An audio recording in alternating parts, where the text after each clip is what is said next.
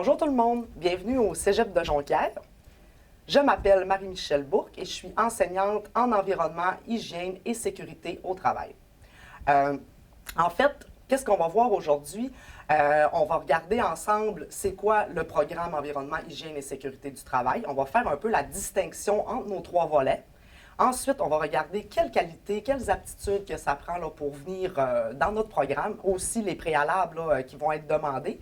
Et en conclusion, là, on va avoir des petites capsules vidéo là, qui vont apparaître là, ici, là, dans le PowerPoint qui est présenté. Donc, sans plus tarder, j'aimerais avec vous là, faire la distinction entre nos trois volets.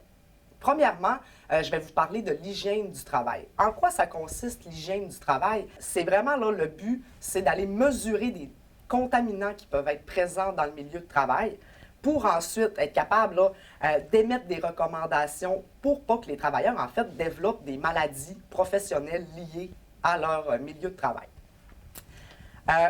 Ça peut être quoi le type de contaminant qu'on peut rencontrer? Bien, premièrement, on peut avoir des contaminants qu'on va appeler chimiques. Ça va être des contaminants, en fait, des produits chimiques, diverses substances qu'on peut retrouver là, dans le milieu de travail. Et on peut penser, là, entre autres, au monoxyde de carbone. Il y a eu plusieurs accidents de travail, plusieurs problèmes qui ont survenu, que ce soit là, dans des chalets, dans des milieux de travail, des gens qui se sont intoxiqués au monoxyde de carbone. Bien, nous, le technicien en hygiène du travail, quand il va être employé, en fait, il va être capable de mesurer la concentration à laquelle un travailleur est exposé pour, après ça, vérifier que c'est conforme à la réglementation en vigueur. Ici, c'est le règlement sur la santé et sécurité du travail. Et après ça, bien, si jamais il y a surexposition du travailleur, bien, il va émettre des recommandations pour pas que le travailleur soit en danger. Fait qu'ici, là, le petit appareil que j'ai là, c'est un détecteur de monoxyde de carbone. Fait que si jamais ça monte au-dessus de la concentration permise, bien, ça va sonner et le travailleur pourra quitter. Okay? Fait que les contaminants chimiques, ça, c'en est un exemple, mais écoutez, il y en a une liste là, très longue là, que le technicien va être capable là, d'évaluer avec divers appareils, puis ça, on va tout voir ça là, dans nos laboratoires.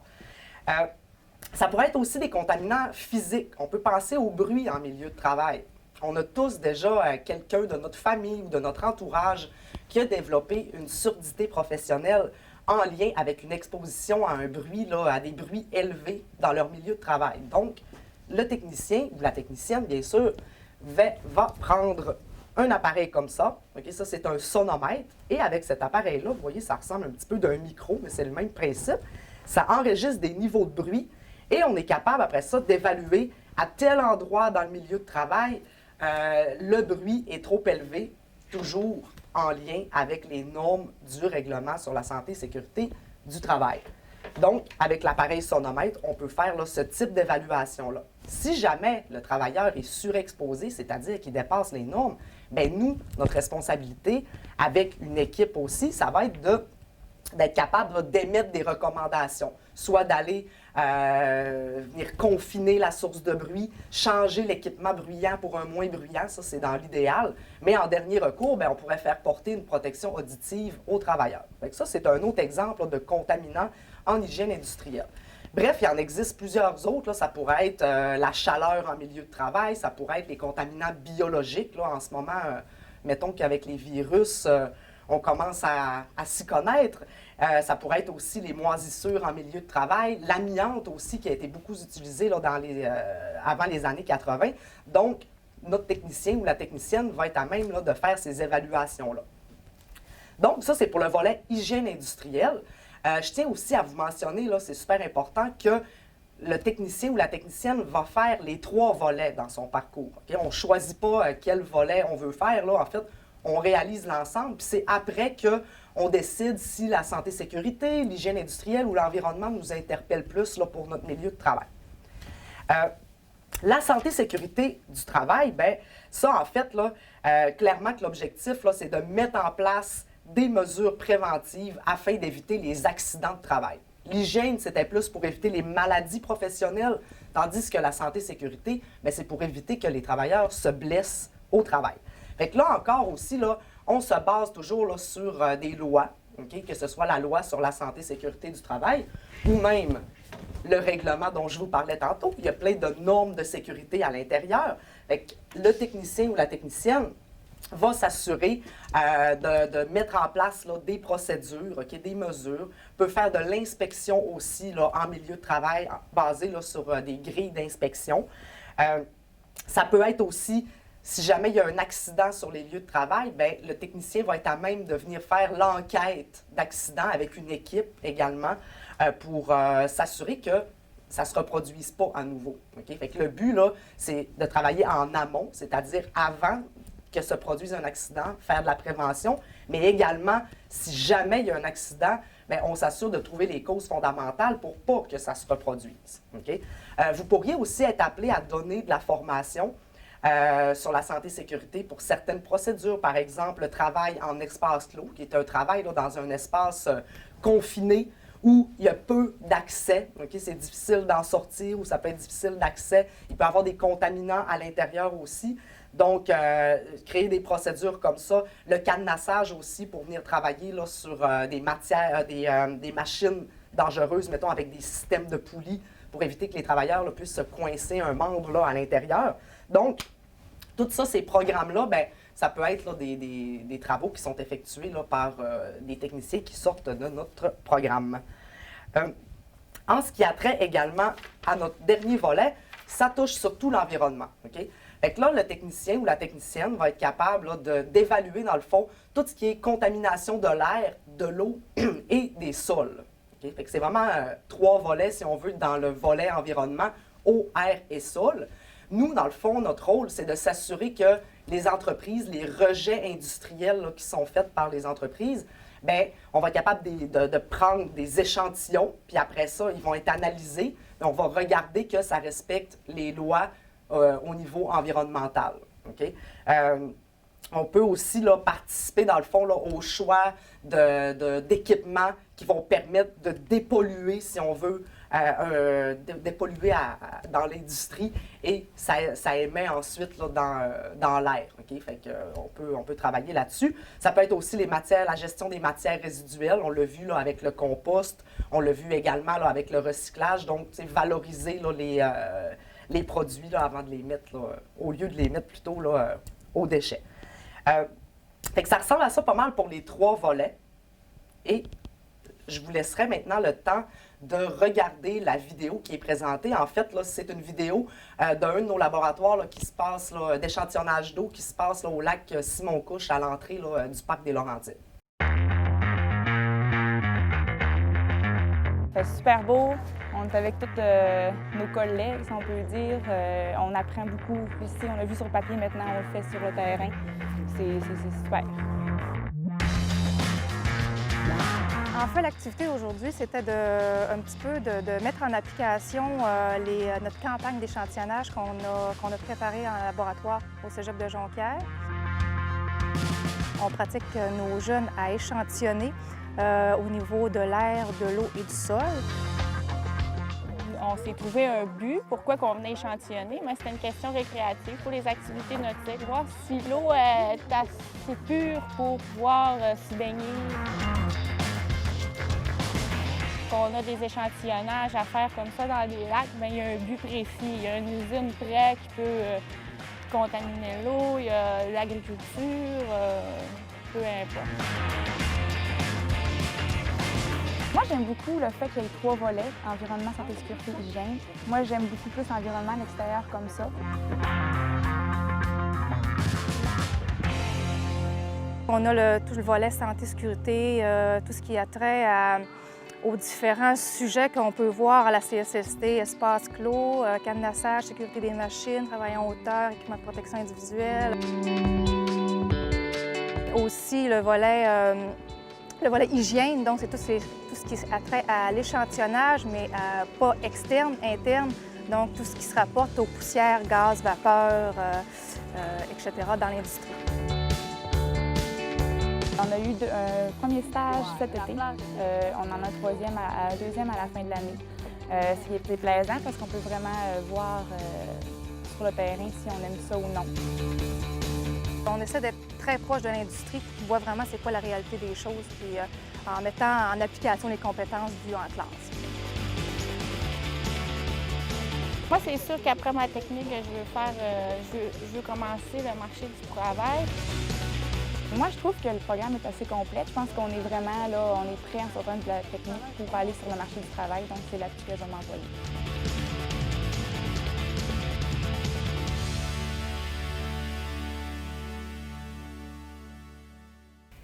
Maintenant, si on regarde un petit peu là, le profil recherché chez les étudiants là, qui veulent s'inscrire dans notre programme, clairement, il faut avoir à cœur un souci environnemental. Okay? Ça va de soi, il faut être une personne qui a à cœur aussi la santé et sécurité des gens, okay? Qui aime travailler en équipe. Ça, c'est super important parce que, oui, notre technique est une technique physique, mais ça joue beaucoup également sur le côté, le volet humain. Okay? Fait que c'est très important d'être une personne là, qui communique facilement avec les autres, qui aime travailler en équipe, qui aime relever des défis également.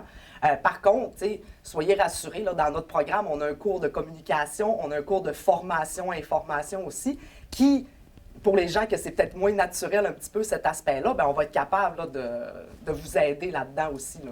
Être capable d'être organisé, être minutieux également, parce que quand on va prendre des mesures, que ce soit en hygiène industrielle ou dans le volet environnemental avec des équipements, bien, il faut là, avoir à cœur là, le souci que ces appareils-là, bien, ils fonctionnent convenablement avant d'aller prendre des mesures. Travail diversifié. Pourquoi je dis un travail diversifié? C'est parce qu'on a vu, on a 3 volets. C'est un travail là, qu'il peut y avoir divers milieux, là, on va les voir tantôt, là, les milieux de travail dans lesquels vous pouvez œuvrer, là, mais c'est vraiment diversifié, c'est un grand plus là, pour notre programme. Aptitude à travailler en équipe, ça j'en ai déjà parlé. Avoir une capacité d'analyse aussi, un bon jugement. C'est un type de profil là, qui est recherché dans notre domaine. Les projets d'études. Nous, on mise beaucoup sur les études de cas réels, c'est-à-dire, OK, on va essayer là, toujours de vous faire des travaux de fin de session qui peuvent se faire dans la mesure du possible là, dans une industrie ou dans un milieu de travail de votre choix, que ce soit là, le milieu de travail dans lequel là, vous êtes déjà engagé. Il y en a qui le font des fois là, dans des épiceries, dans des dépanneurs. Fait que, bref, on essaye là, de vous impliquer le plus possible en situation réelle. Ensuite, on a beaucoup, l'année passée, je ne sais pas si vous avez entendu parler de la brigade santé-sécurité qui a été là, en collaboration avec un collègue de mon département et Promotion Saguenay. En fait, c'est dans le contexte de la COVID-19. Les entreprises avaient besoin d'aide pour mettre en place leurs mesures pour relancer l'économie, c'est-à-dire que quand après le confinement, ils ont redécollé leur entreprise, bien, il y avait besoin d'aide pour mettre en place les mesures sanitaires. Donc, la brigade là, SST a été formée, puis on a des étudiants de chez nous qui ont travaillé en collaboration puis qui ont été embauchés là, pour travailler là-dessus. Donc, ça a été là, une grande réussite là, aussi là, pour notre département, ainsi que pour les étudiants là, qui ont été vraiment mis en contexte réel. Okay? Fait qu'on essaie toujours là, de créer des laboratoires, on essaie toujours de créer là, des études de cas qui vont vous plonger vraiment là, dans l'univers de notre domaine. Les conditions d'admission, ça prend maths, technosciences ou sciences naturelles de 4e secondaire ou maths CST, culture, société, technique de 5e secondaire et sciences et technologies ou sciences et technologies de l'environnement de 4e secondaire. Fait que ça, c'est des préalables là, que ça prend. Un bout super important, en fait, là, qui caractérise bien notre programme, il faut savoir que c'est un programme qui se donne en alternance travail-études. Ça, moi-même, je l'ai fait quand j'ai fait mes études là, au cégep de Jonquière, là, il y a ça jadis quelques années. Donc, alternance travail-études, c'est magique parce qu'on peut faire des stages, être rémunéré en même temps et prendre de l'expérience. Okay? Et comment ça fonctionne, c'est qu'on fait une année, notre première année, on fait la 2e année, puis pendant l'été de la 2e année, bien là, on a un premier stage. Okay?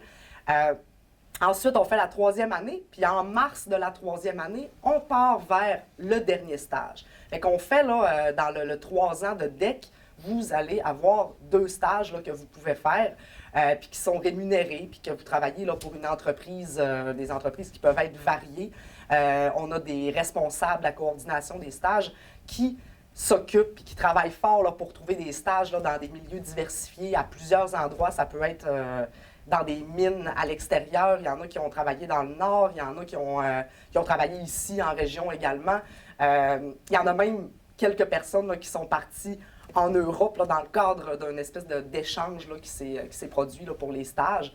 Donc, alternance travail-études, c'est vraiment un gros plus là, dans notre programme. Expérience de laboratoire et visite industrielle.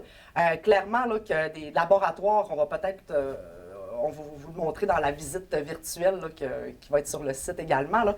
Bien, en fait, on a un laboratoire muni là, de plein d'équipements. Puis ce que je vous disais tantôt, bien, tous les laboratoires, on essaie là, de les faire le plus possible là, avec vraiment des mises en situation réelles. Des visites industrielles également, okay, pour apprendre là, divers procédés industriels.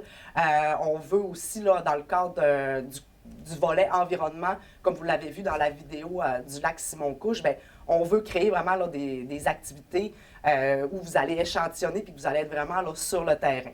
Vous allez également repartir à la fin de votre DEC de 3 ans avec un cours de secourisme, okay, et RCR en milieu de travail, qui peut être également là, une corde à votre arc pour vous faire embaucher dans un milieu de travail.